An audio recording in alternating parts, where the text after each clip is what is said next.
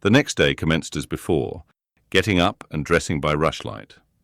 But this morning we were obliged to dispense with the ceremony of washing. The water in the pitchers was frozen. A change had taken place in the weather the preceding evening, and a keen northeast wind, whistling through the crevices of our bedroom windows all night long, had made us shiver in our beds and turned the contents of the ewers to ice. Before the long hour and a half of prayers and Bible reading was over, I felt ready to perish with cold. Breakfast time came at last, and this morning the porridge was not burnt. The quality was eatable, the quantity small. How small my portion seemed. I wished it had been doubled. In the course of the day, I was enrolled a member of the 4th class, and regular tasks and occupations were assigned me. Hitherto, I had only been a spectator of the proceedings at Lowood. I was now to become an actor therein. At first, being little accustomed to learn by heart, the lessons appeared to me both long and difficult. The frequent change from task to task, too, bewildered me. And I was glad when, about 3 o'clock in the afternoon, Miss Smith put into my hands a border of muslin 2 yards long, together with needle, thimble, and C, and sent me to sit in a quiet corner of the schoolroom, with directions to him the same. At that hour, most of the others were sewing likewise, but one class still stood round Miss Scatcherd's chair reading, and as all was quiet, the subject of their lessons could be heard, together with the manner in which each girl acquitted herself, and the animadversions or commendations of Miss Scatcherd on the performance. It was English history. Among the readers, I observed my acquaintance of the veranda. At the commencement of the lesson, her place had been at the top of the class, but for some error of pronunciation or some inattention to stops, she was suddenly sent to the very bottom. Even in that obscure position, Miss Scatcherd continued to make her an object of constant notice. She was continually addressing to her such phrases as the following. Burns, such it seems was her name. The girls here were all called by their surnames, as boys are elsewhere. Burns, you are standing on the side of your shoe. Turn your toes out immediately. Burns, you poke your chin most unpleasantly. Draw it in. Burns, I insist on your holding your head up. I will not have you before me in that attitude, etc., etc.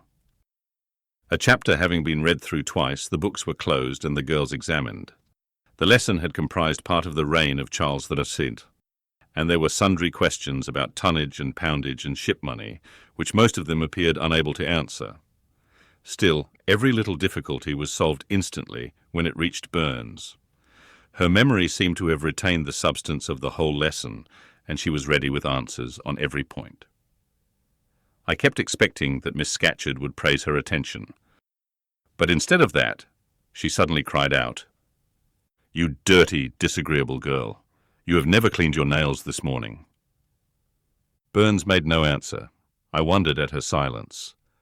Why, thought I, does she not explain that she could neither clean her nails nor wash her face, as the water was frozen? My attention was now called off by Miss Smith, desiring me to hold a skein of thread. While she was winding it, she talked to me from time to time, asking whether I had ever been at school before, whether I could mark, stitch, knit, and see. Till she dismissed me, I could not pursue my observations on Miss Scatcherd's movements. When I returned to my seat, that lady was just delivering an order of which I did not catch the import. But Burns immediately left the class, and going into the small inner room where the books were kept, returned in half a minute, carrying in her hand a bundle of twigs tied together at one end. This ominous tool she presented to Miss Scatcherd with a respectful courtesy. Then she quietly, and without being told, unloosed her pinafore, and the teacher instantly and sharply inflicted on her neck a dozen strokes with the bunch of twigs. Not a tear rose to Burns's eye, and while I paused from my sewing, because my fingers quivered at this spectacle with a sentiment of unavailing and impotent anger, not a feature of her pensive face altered its ordinary expression. "Hardened girl!" exclaimed Miss Scatcherd. "Nothing can correct you of your slatternly habits. Carry the rod away." Burns obeyed. I looked at her narrowly as she emerged from the book closet. She was just putting back her handkerchief into her pocket, and the trace of a tear glistened on her thin cheek. The play hour in the evening, I thought the pleasantest fraction of the day at Lowood, the bit of bread, the draught of coffee swallowed at 5 o'clock, had revived vitality, if it had not satisfied hunger. The long restraint of the day was slackened. The schoolroom felt warmer than in the morning, its fires being allowed to burn a little more brightly, to supply, in some measure, the place of candles, not yet introduced. The ruddy gloaming, the licensed uproar, the confusion of many voices gave one a welcome sense of liberty. On the evening of the day on which I had seen Miss Scatcherd flog her pupil, Burns, I wandered as usual among the forms and tables and laughing groups without a companion, yet not feeling lonely. When I passed the windows, I now and then lifted a blind and looked out. It snowed fast. A drift was already forming against the lower panes. Putting my ear close to the window, I could distinguish from the gleeful tumult within the disconsolate moan of the wind outside. Probably, if I had lately left a good home and kind parents, this would have been the hour when I should most keenly have regretted the separation. That wind would then have saddened my heart. This obscure chaos would have disturbed my peace. As it was, I derived from both a strange excitement, and reckless and feverish. I wished the wind to howl more wildly, the gloom to deepen to darkness, and the confusion to rise to clamour. Jumping over forms and creeping under tables, I made my way to one of the fireplaces. There, kneeling by the high wire fender, I found Burns, absorbed, silent, abstracted from all round her by the companionship of a book, which she read by the dim glare of the embers. "Is it still Rasselas?" I asked, coming behind her. "Yes," she said, "and I've just finished it." And in 5 minutes more she shut it up. I was glad of this. Now, thought I can perhaps get her to talk. I sat down by her on the floor. "What is your name besides Burns?" "Helen." "Do you come a long way from here?" "I come from a place farther north, quite on the borders of Scotland." "Will you ever go back?" "I hope so, but nobody can be sure of the future."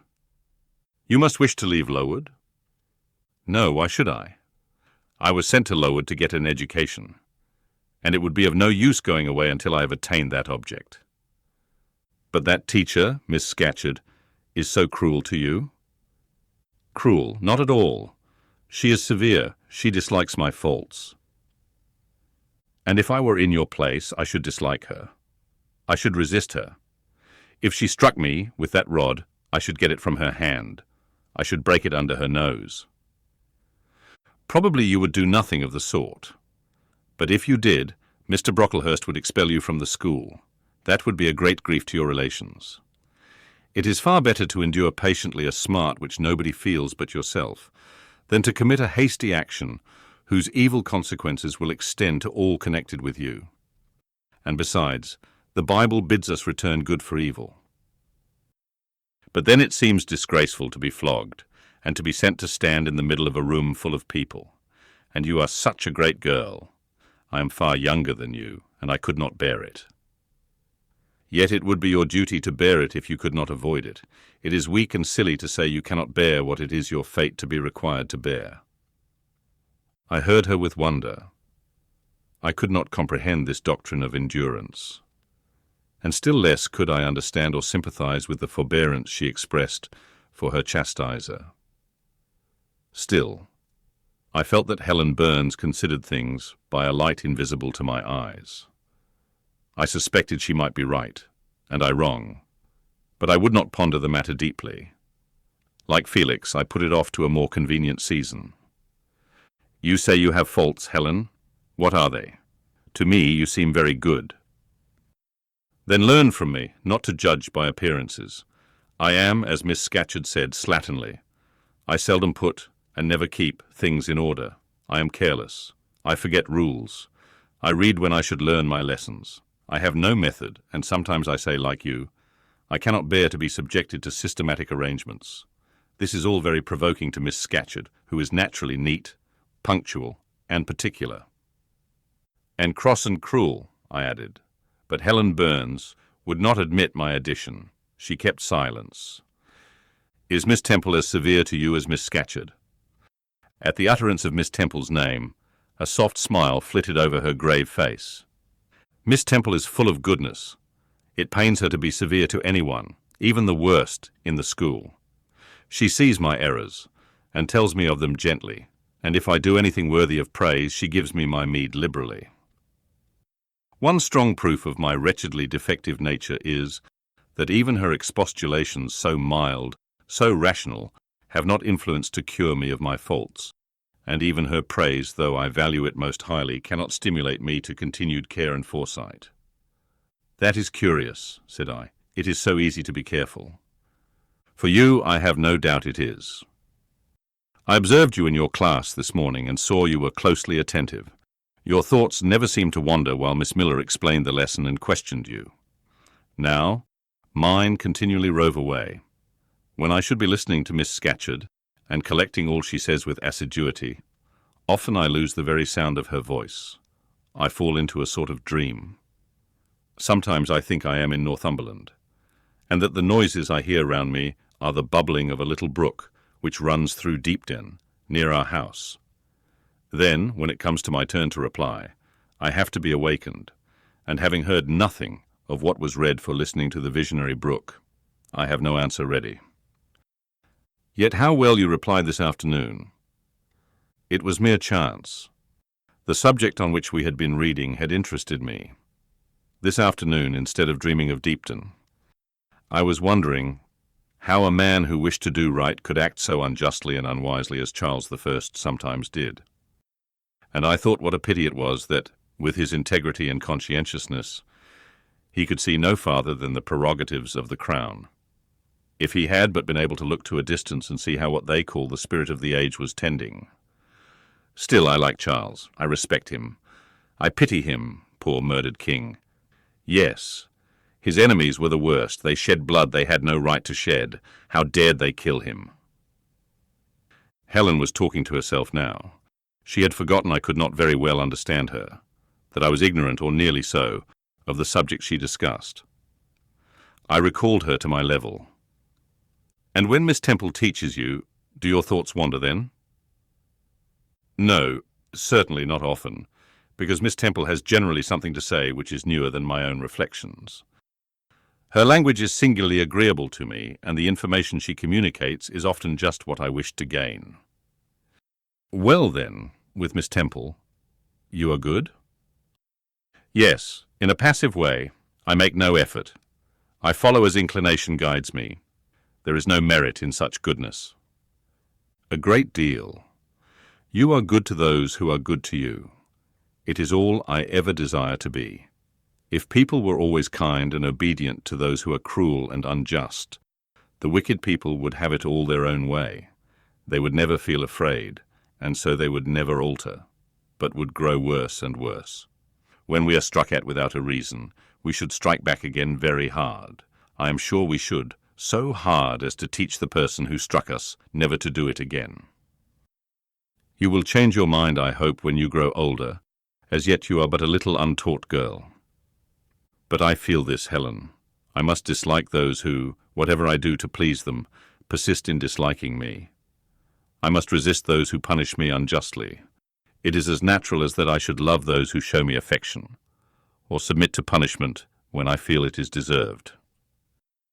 Heathens and savage tribes hold that doctrine, but Christians and civilized nations disown it. How? I don't understand. It is not violence that best overcomes hate, nor vengeance that most certainly heals injury. What then? Read the New Testament, and observe what Christ says, and how he acts. Make his word your rule, and his conduct your example. What does he say? Love your enemies, bless them that curse you, do good to them that hate you and despitefully use you. Then I should love Mrs. Reed, which I cannot do. I should bless her son John, which is impossible. In her turn, Helen Burns asked me to explain, and I proceeded forthwith to pour out, in my own way, the tale of my sufferings and resentments. Bitter and truculent when excited, I spoke as I felt, without reserve or softening. Helen heard me patiently to the end. I expected she would then make a remark, but she said nothing. "Well," I asked impatiently, "is not Mrs. Reed a hard-hearted bad woman?" "She has been unkind to you, no doubt, because, you see, she dislikes your cast of character, as Miss Scatcherd does mine. But how minutely you remember all she has done and said to you. What a singularly deep impression her injustice seems to have made on your heart. No ill usage so brands its record on my feelings. Would you not be happier if you tried to forget her severity, together with the passionate emotions it excited? Life appears to me too short to be spent in nursing animosity or registering wrongs. We are, and must be, one and all, burdened with faults in this world. But the time will soon come when, I trust, we shall put them off in putting off our corruptible bodies, when debasement and sin will fall from us with this cumbrous frame of flesh, and only the spark of the Spirit will remain, the impalpable principle of light and thought, pure as when it left the Creator to inspire the creature. Whence it came, it will return, perhaps again to be communicated to some being higher than man, perhaps to pass through gradations of glory, from the pale human soul to brighten to the seraph. Surely it will never, on the contrary, be suffered to degenerate from man to fiend. No, I cannot believe that.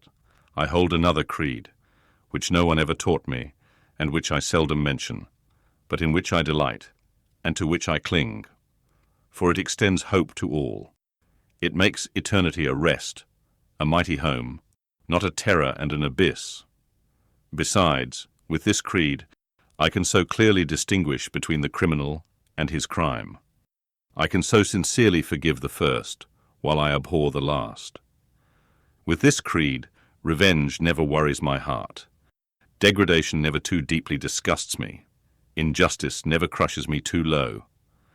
I live in calm, looking to the end.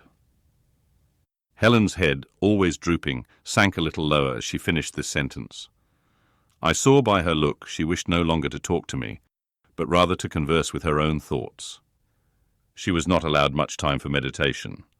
A monitor, a great rough girl, presently came up, exclaiming in a strong Cumberland accent, "Helen Burns, if you don't go and put your drawer in order, and fold up your work this minute, I'll tell Miss Scatcherd to come and look at it."